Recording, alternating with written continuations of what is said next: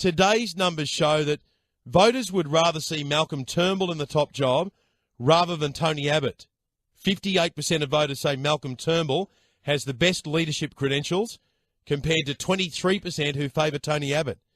So on the surface, it looks like the government is unpopular, but it's not because of Malcolm Turnbull. But that doesn't add up, does it? Because if Malcolm Turnbull was nailing it as PM, his government would be flying. If his message and delivery was really winning people over, he'd be leading the coalition up in the polls. But he's not. He's leading his team straight into opposition. So what's the real problem with this equation? Well, there are two major issues. The first is that Malcolm Turnbull is not 100% comfortable in the Liberal Party. His natural instincts aren't conservative.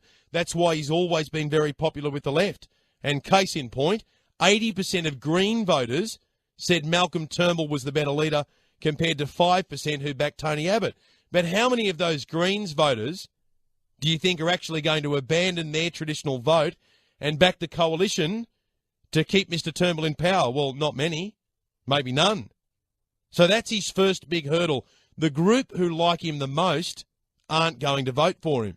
That's Malcolm's first big hurdle. The second major problem is that Malcolm Turnbull knifed a sitting Prime Minister in his first term. And the bottom line is, you'll always struggle to recover from that. Julia Gillard never did. Malcolm Turnbull hasn't either. He had one of the shortest honeymoon periods imaginable. People hated the fact that he'd done exactly the same to Julia. Well, he did exactly the same to Tony Abbott as Julia Gillard did to Kevin Rudd. And he took the Liberal Party down the same path as Labor. The Liberals loved it when Labor was at war with itself. But then Malcolm Turnbull took the coalition into the same hellhole. We enjoy our democracy in Australia where we decide who's in power. We hire them and we fire them.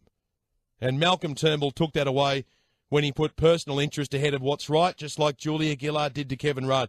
And he won't be forgiven for it, I'm afraid to say.